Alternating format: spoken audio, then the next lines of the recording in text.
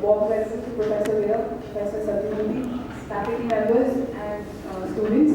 As all of you already know by now, we are celebrating the second Chem week to commemorate the 146th birth anniversary of Marie Curie and the 125th birth anniversary of Sir C. Raman, both of which fall on the 7th of November. The activities the club has done so far this semester include faculty talks both from and outside IISER, student talk, documentary screening, and a discussion session. We've had some very interesting talks this semester, including those delivered by Professor Vishwanathan, Dr. Sukumar Venkataramani, and some guest talks by Professor P. Balram, P. Gautam, Ogilvy, and Professor Guru Rao. The club has recorded all these lectures, and these lectures are now available at YouTube. So all you have to do is to type Curie Club in YouTube to watch these videos.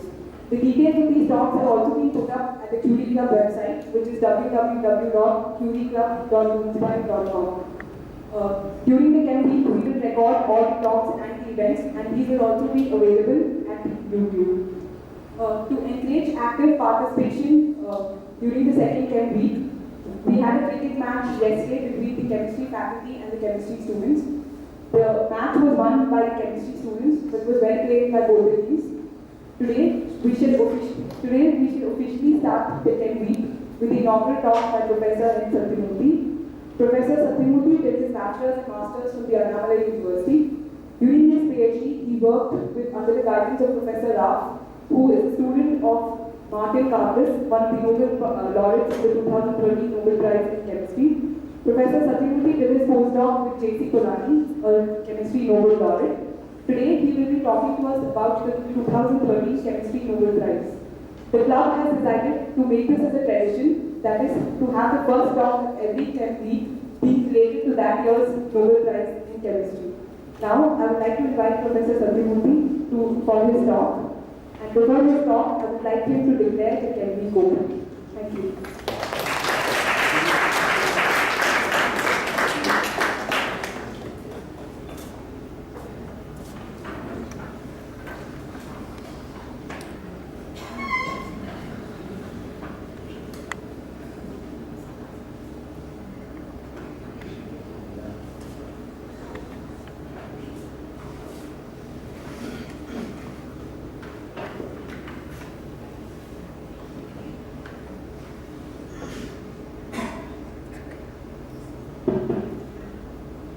Welcome to everybody. Special welcome to Michael Bayer and Mrs. Bayer. Michael is special because these three people who got the Nobel Prize in Chemistry this year were in Weizmann at the same time that he was. So he knows all three of them. After my presentation, I would ask him to say a few words. Let us get started. These are the three names who got the Nobel Prize. And for quite some time, people thought that Professor Karpis would get a Nobel Prize for his modeling of proteins. And everybody, whenever people think this work is important, somebody else also thinks that it's not so important, but it's okay. Deal about protein folding, and whatever you do in gas phase has no relevance to what happens in solution phase, etc. But the fact remains that many people thought Karpis would get a Nobel Prize one of these days. He's 3 years old. Let us look at that, their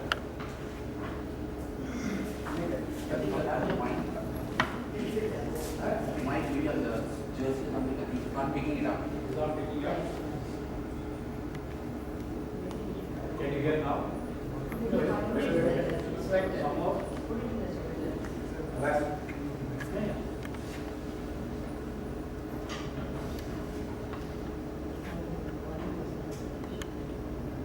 Can you hear now?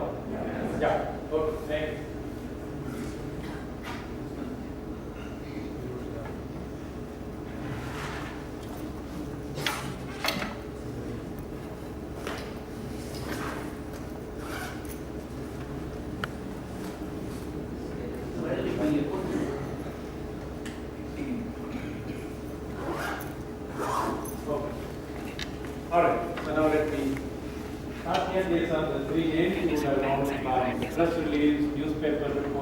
etc. And a quick recap, I'm not going to go into their biography, just to give you an idea how long it takes for some people to get a Nobel Prize. Professor Karplas was born in 1930 and Vienna, Austria, then he did his PhD from Caltech. And he has been a professor in Harvard for the 70s, late 60s onwards, and he has joined appointment in France. Professor Levitt came from Pretoria, South Africa. He did his PhD from Cambridge. Well, when we apply for a PhD, sometimes we get admission immediately, sometimes we don't. Cambridge did offer him admission immediately. He had to convince them. It took over a year for them to admit him into the PhD program. And Marshall was born in 1940 in Kibbutz. Kibbutz is a general name. There is a specific place where he was born, but I didn't specify that name. So he was born in a slave, and he got his PhD from Weizmann. And Michael Weir was a contemporary with him in Weizmann. Now, what is my relationship to Karplas? Of course, whenever somebody becomes famous, people always claim a close association. Raman was my thesis supervisor. He was not a PhD student, but he was a postdoc of Martin Karplas. And they have written several papers, Karplas and Raff. If you Google Karplas and Raff, you will find the papers. As soon as the announcement came, I sent a mail to Lionel. He must be pleased. And he was delighted. So he immediately wrote back saying, Karplas was the best professor I ever had during my days as a student. His lectures were awesome. A large degree I employed his lecture style when he was a professor. And he definitely believed that Martin Karplas would get a Nobel Prize and deserves to get a Nobel Prize. And we used to enjoy Professor Raff's lectures. Very well organized, and even the jokes were planned ahead of time, and homeworks were well prepared, and even the exams sometimes would be repeated. His point was, if you want to copy the homework and the solutions, you are cheating yourself. And if you want to work, I went and complained that my homework solutions were being copied by my classmates. He said, I would not worry about it. You should be delighted that somebody is copying you, etc. And some of you might know there is a famous book by Karplas and Porter on atoms, called Atoms and Molecules by Karplas and Porter. Raff was so fascinated with the book, he decided to work out a solution manual for it. The solution manual was worked out by Raff. Karplas and Porter also wrote a second book which was never published, that was on statistical mechanics. The name Porter I mentioned, he was a student of Wall. Those of you know Wall thermodynamics, FT Wall thermodynamics, you know the name. And at that point in time, Karplas was in Illinois, University of Illinois.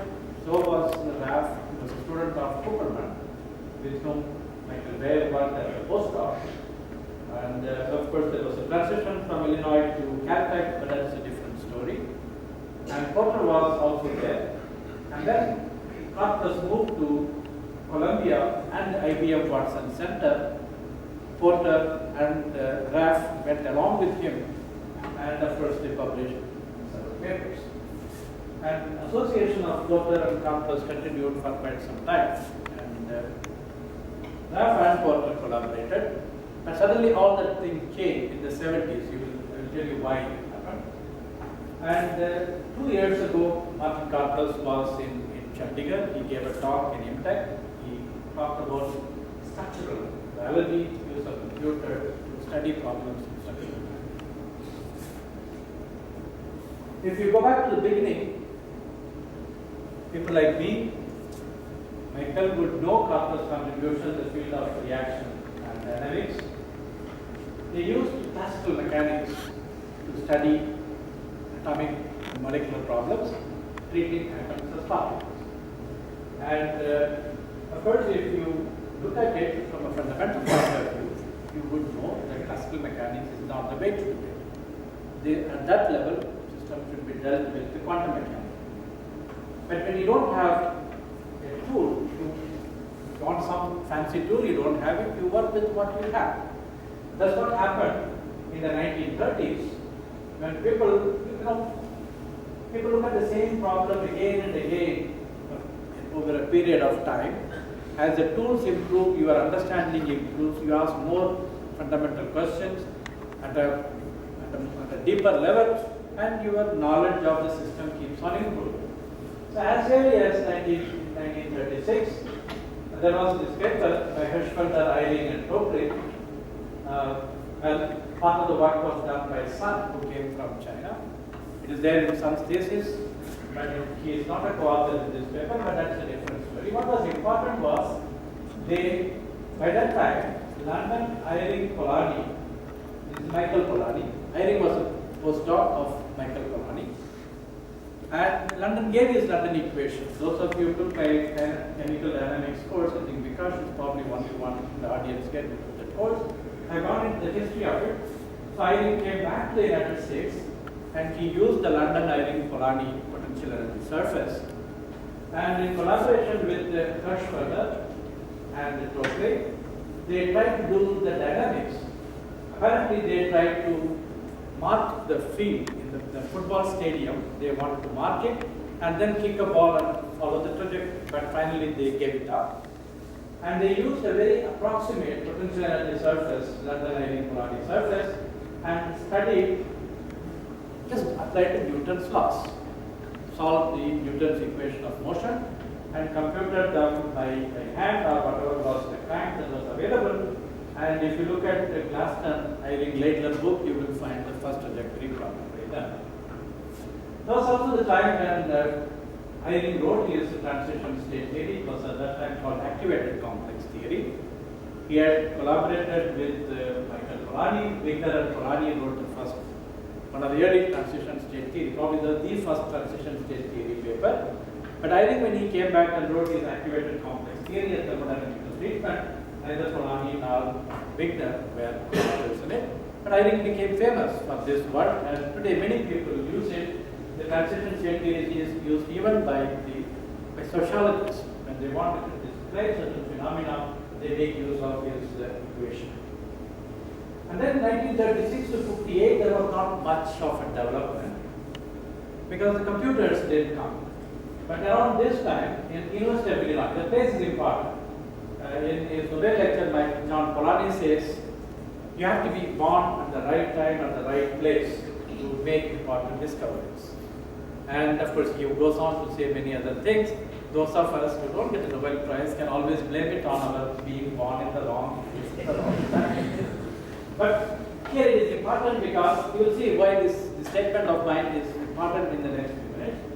At that time in University of Illinois, the ELIAC computer was there. So the first electronic computer, and these people could lay their hands on it. And the Wall, I told you, is a very senior person. F.T. Wall, his book on thermodynamics is well known. Hiller and Mazur, they wrote this paper, Statistical Computational Reaction Problem. Now in this problem, as well as here, they were just considering one hydrogen atom colliding with one hydrogen molecule, transforming into carbon. It's a collinear reaction, what is called a collinear reaction, and they calculated the reaction probabilities. Same year, same time, 58, 59, Mazur and Rubin wrote a paper on applying quantum mechanics to the same problem, same potential energy surface. And interesting that Mazur was involved in both papers. Now, Paul had this student Porter who wrote this Porter, so he did his PhD with him, and he and Karplus developed a new surface. See, this made use of the old surface, but Porter, who was a student with Paul, wrote and then did collaboration with Karplus and developed the Porter-Karplus surface. This Porter-Karplus surface was used for a long time until Zygmunt and Liu came up with a very accurate potential energy surface, which was fitted by Trular and Horowitz. These are names that Michael would know. and Vikas should know because these names were mentioned at that time. So this was a very crude potential at the surface, and they could whatever they could. And using their first electronic computers, they could calculate what they could just do one trajectory here, they could do many trajectories and calculate the reaction probability. Then the breakthrough came in this paper, where I don't expect you to read, I will read it for you. This is dynamics of reactive coefficients, the H plus H2 exchange reaction. This is Carplus, Porter, and Sharma. So Sharma decided to stay back in the United States, and last year he was still working with Navy, the Air Force lab in Boston. When you arranged a meeting in Harvard, you had invited. Yeah, I visited. You remember you had arranged a meeting? What? You had arranged a meeting. We had also, he was there in the yeah, meeting. yeah, but I also visited him with the Air Force. So, Sharma, so this Carplus Porter Sharma is a famous paper. So those days what you would do is if you came up with a fundamental discovery or result, you would publish a communication in Journal of Chemical Physics, and you would follow it up with a full paper. And this is what they did. Here what is plotted is what is called a reaction cross-section. The previous paper I referred to calculated probability for just H and H2 coming in along one straight line and leading to the reaction. But in reality, an H2 molecule could be hit by hydrogen atom from different directions. You can define the direction, you can define an impact parameter, you can define orientation, etc. And the bold step they